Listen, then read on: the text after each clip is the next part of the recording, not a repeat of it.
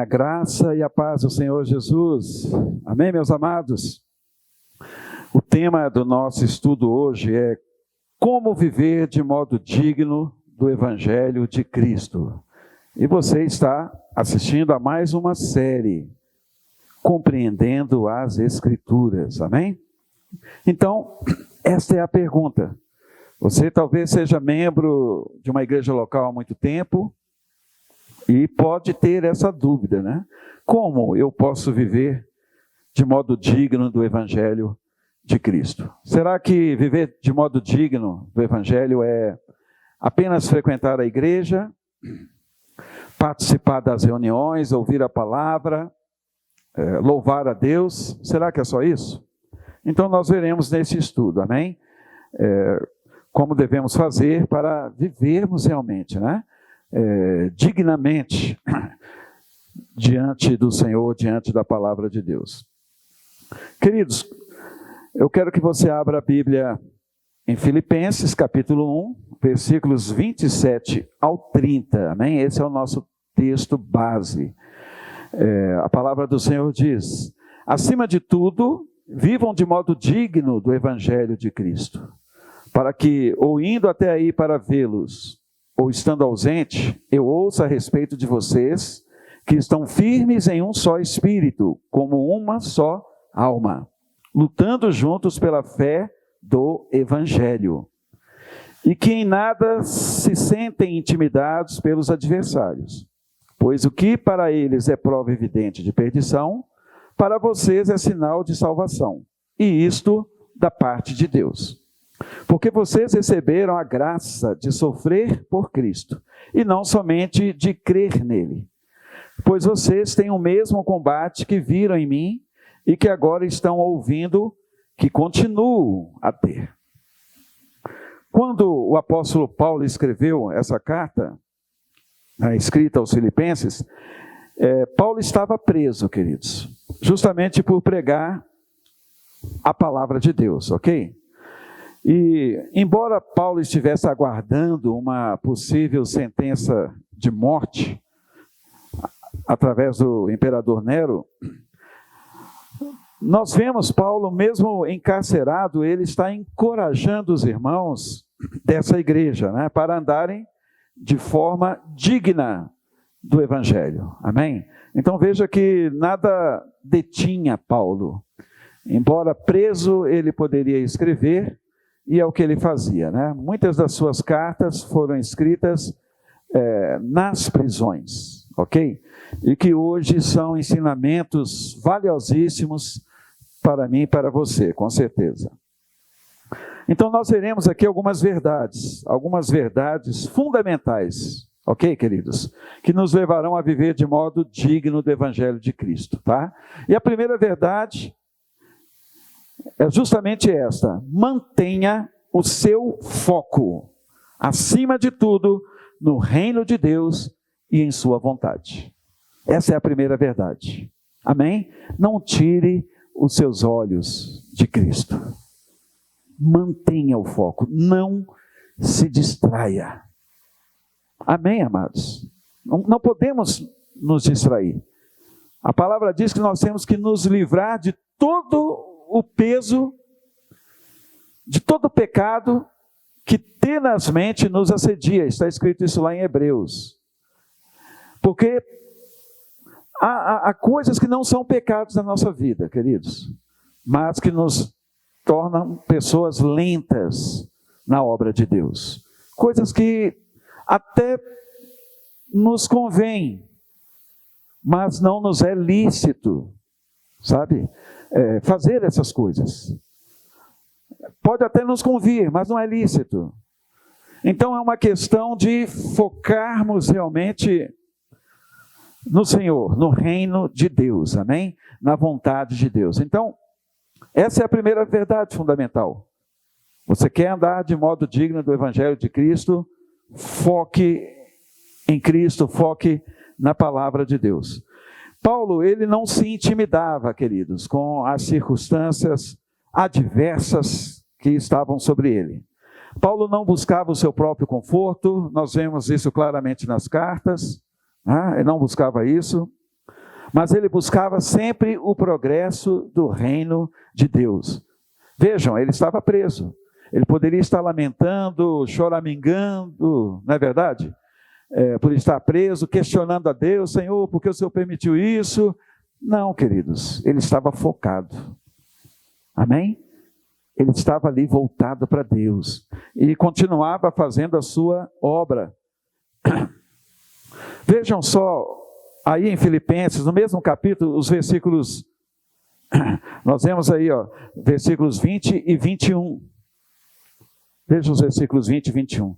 Paulo dizendo aqui, minha ardente expectativa e esperança é que em nada serei envergonhado, mas que com toda a ousadia, como sempre, também agora Cristo será engrandecido no meu corpo, quer pela vida, quer pela morte.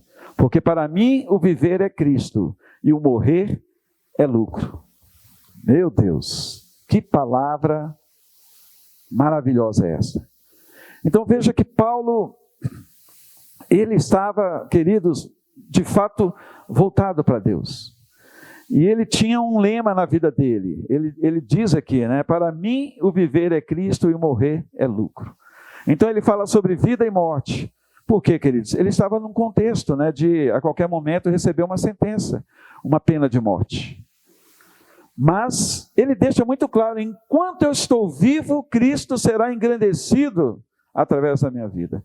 E se eu morrer, receberei a eternidade. Estarei na eternidade com Deus. Então, o viver de fato era Cristo para Paulo e o morrer era lucro, com certeza, né? Porque ele passaria a eternidade na presença do Senhor. Paulo estava então disposto, se for necessário, morrer pela causa de Cristo. Glória a Deus. Em segundo lugar, queridos, a segunda verdade é que é imprescindível, amém? É imprescindível viver em unidade. Viver também na militância em prol do Evangelho de Cristo. É o que está no versículo 27. Paulo aqui diz, acima de tudo, vivam de modo digno do Evangelho de Cristo. Para que, ou indo até aí para vê-los, ou estando ausente, eu ouça a respeito de vocês que estão firmes, em um só Espírito, isso aqui é a unidade, queridos, em um só Espírito, como uma só alma, lutando juntos pela fé do Evangelho. Então Paulo, ele enfatiza essa unidade, que precisa de existir na vida do povo de Deus. Unidade de propósito, amém? Unidade de mente, unidade de alma, mesmo que sejamos pessoas diferentes umas das outras, mas o mesmo Espírito que opera em mim, opera também em você.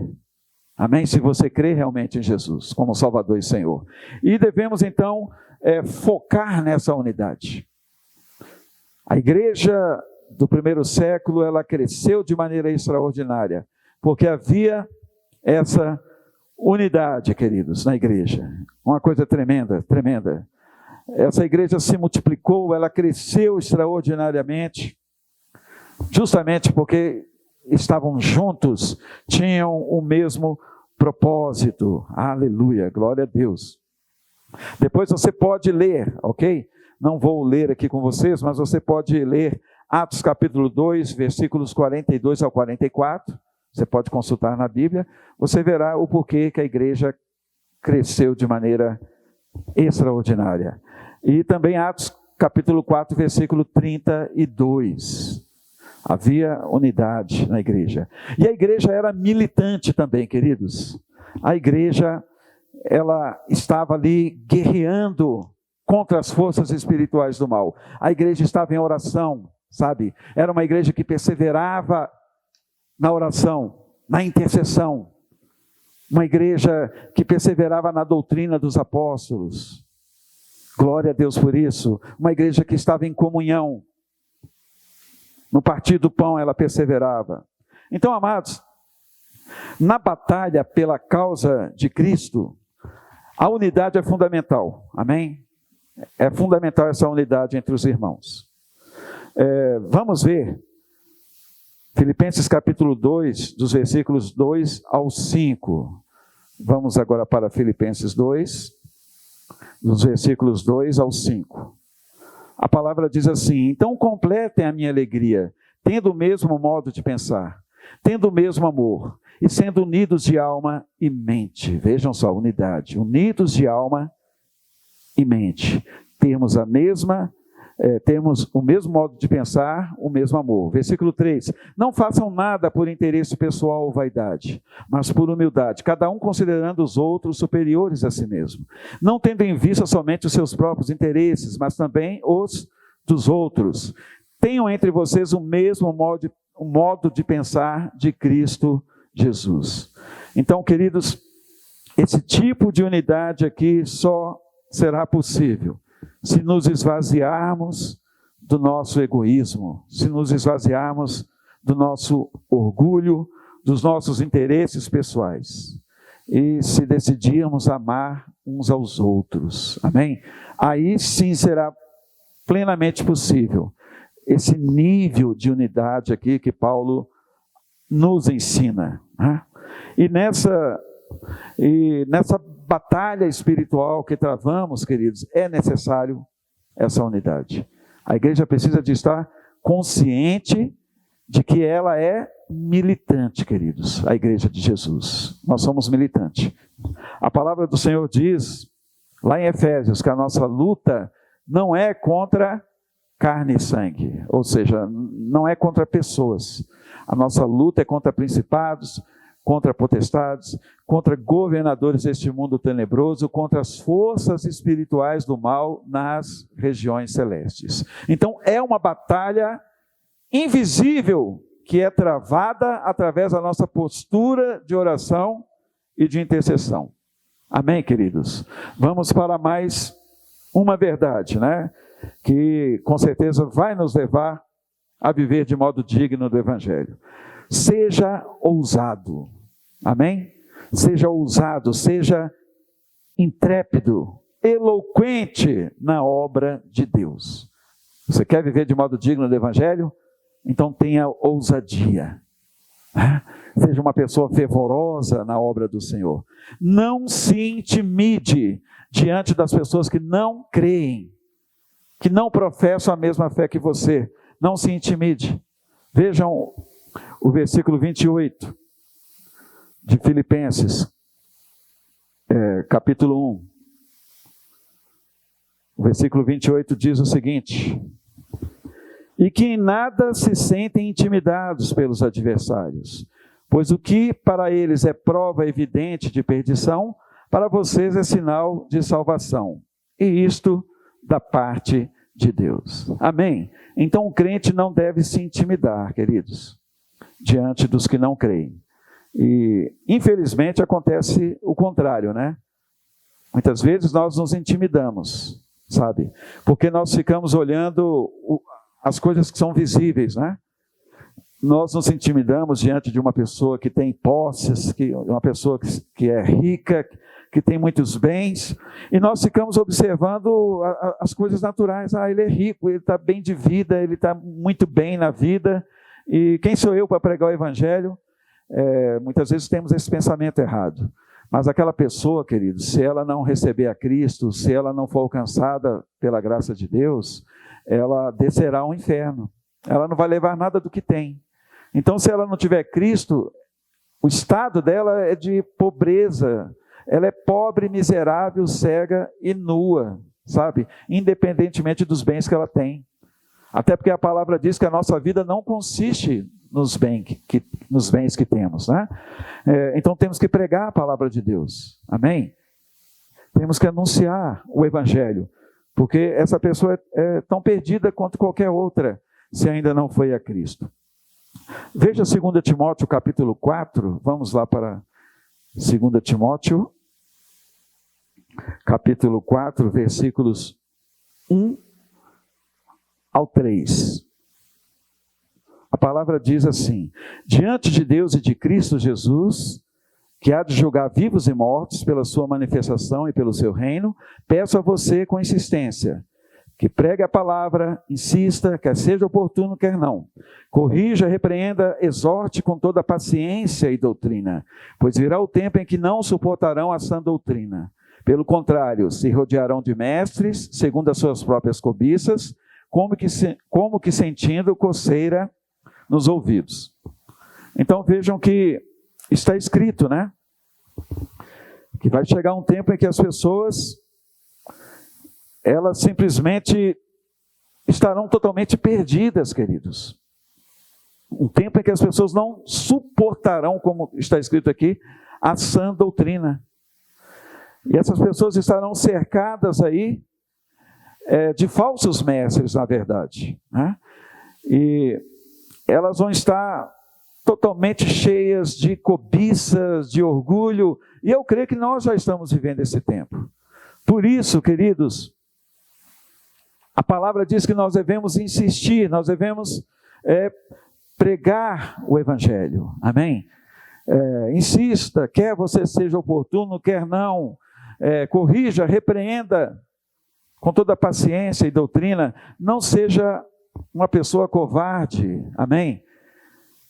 Mas é lógico que para nós sermos intrépidos, ousados, nós temos que estar cheios do Espírito Santo, né, irmãos? Uma pessoa cheia do Espírito Santo, ela não tem medo de nada, queridos. Ela enfrenta qualquer coisa. Nós vemos isso de maneira muito clara, quando pela primeira vez o Espírito Santo desceu sobre a igreja. Está lá em Atos 2, né? Em Atos dos Apóstolos, capítulo 2. E depois que os irmãos que estavam ali reunidos, Pedro, os apóstolos, as mulheres que estavam reunidas com eles ali, outros homens, ficaram cheios do Espírito Santo. E a igreja cresceu de maneira extraordinária. E eles não tiveram mais medo de nada. Então, precisamos de nos encher do Espírito de Deus, amém? Para termos a ousadia, a intrepidez para fazer a obra de Deus. Uma outra verdade, esteja disposto a sofrer pela causa de Cristo, amém? Esteja disposto a sofrer, né? É uma realidade. A Bíblia diz que aqueles que querem viver piedosamente em Cristo, sofrerão perseguições. Está escrito. Você quer viver piedosamente em Cristo? É o que a palavra de Deus diz, irmãos. Tem pastores aí que pregam, na verdade estão pregando um outro evangelho, né? Falam que sofrimento não tem nada a ver com as coisas de Deus. Tem sim, irmãos. Muitas vezes importa sofrermos pela causa do Senhor. Ok? Então esteja disposto a sofrer por essa causa, né? Porque o sofrimento que vem de Deus, que traz, na verdade, abundante graça sobre nós, amados, amém? Veja o versículo 29 aí de Filipenses, Filipenses capítulo 1, mesmo capítulo, né? De Filipenses, versículo 29. Porque vocês receberam a graça de sofrer por Cristo. Essa palavra é para você também, é para mim, não é só para a igreja lá de Filipos, ok? Vocês receberam a graça de sofrer por Cristo, e não somente de crer nele. E aí, essa palavra é para você ou não? Porque outro evangelho está sendo pregado aí, viu? Que servir a Jesus é só bênção, é carro novo, é isso, é aquilo, não é só coisa boa, mas o sofrimento faz parte, viu, irmãos, também do nosso crescimento, da nossa maturidade em Cristo. Amém, queridos? Então, sofrer como cristão é motivo de nos alegrarmos em Deus. A Bíblia diz que devemos alegrar até nas próprias tribulações. Este é o evangelho verdadeiro, queridos. Amém? Então é motivo. Eu quero que você veja também uma outra referência, 1 Pedro 4, vamos lá. Vamos lá agora para 1 Pedro. 1 Pedro, capítulo 4, versículo 13 e 16, ok? A palavra diz assim: pelo contrário, alegrem-se na medida que são coparticipantes dos sofrimentos de Cristo, para que também na revelação de sua glória vocês se alegrem exultando. Veja o versículo 16. Mas se sofrer como cristão, não se envergonhe. Pelo contrário, glorifique a Deus por causa disso. Amém? Muitas vezes nós sofremos sim, queridos, pela causa de Cristo. Eu mesmo já até corri de pessoas, né, por pregar o evangelho. Já recebi porta na cara, sabe? Já ouvi coisas assim palavras pesadas, por estar fazendo a obra de Deus. Já sofri até tentativa, né, de ser ferido, né, também por isso. Aí eu vou ficar lamentando, vou ficar perguntando, por que o Senhor permite, Deus? Não, queridos, isso faz parte da nossa caminhada cristã, né? Devemos estar dispostos a sofrermos realmente pela causa do Senhor. E quando isso acontecer, se alegre em Deus, amém? Se alegre no Senhor, né? Não fique envergonhado, ok? Se você for maltratado ou sofrer alguma perseguição, né? Pelo fato de você crer em Jesus, de pregar a sua palavra, né? Mas dê glória a Deus, amém? Por estar vivendo de modo digno do Evangelho. Isso é viver de modo digno do Evangelho. Você está entendendo? É assim que vivemos de modo digno. Não seja crente somente entre essas 4 paredes aqui, ó. Não seja luz no meio da luz, seja luz no meio das trevas, amém? Da escuridão. Tem muita gente aí que não prega a palavra, porque, né, tem receio aí de se expor. Estão se acovardando, viu, queridos? Não temos que ficar olhando para a nossa reputação de forma alguma, tá? Mas com sabedoria, na direção do Senhor, devemos anunciar a Cristo para as pessoas. Concluindo essa palavra, queridos, em nome de Jesus o Cristo, amém? Que o nosso Deus, o nosso Pai, nos capacite a viver essas verdades que nós acabamos de falar, né? Que o Senhor nos capacite. Veja aí o versículo 30 de Filipenses, Filipenses capítulo 1, voltando lá para Filipenses novamente, né? Veja o versículo 30 do mesmo capítulo. A palavra diz assim: pois vocês têm o mesmo combate que viram em mim, e que agora estão ouvindo, que continuo a ter. Isso aí é o apóstolo Paulo falando, certo? Então andemos de modo digno do Evangelho de Cristo. Que tenhamos como exemplo, queridos, o que nós acabamos de ler aqui, o testemunho do apóstolo Paulo, né? Paulo foi um homem que trouxe incentivo para os irmãos. Então, que o testemunho de Paulo seja um incentivo para vivermos para a glória de Deus. Paulo aqui diz: vocês têm o mesmo combate que viram em mim. Nós temos, queridos, o mesmo combate também, porque servimos ao mesmo Deus que Paulo serviu. Amém? E então, persevere em nome de Jesus. Permaneça firme no Senhor, amém? Não deixe de pregar a palavra de Deus. Viva do modo digno do Evangelho de Cristo, seguindo essas verdades, amém? Deus nos abençoe então, amém.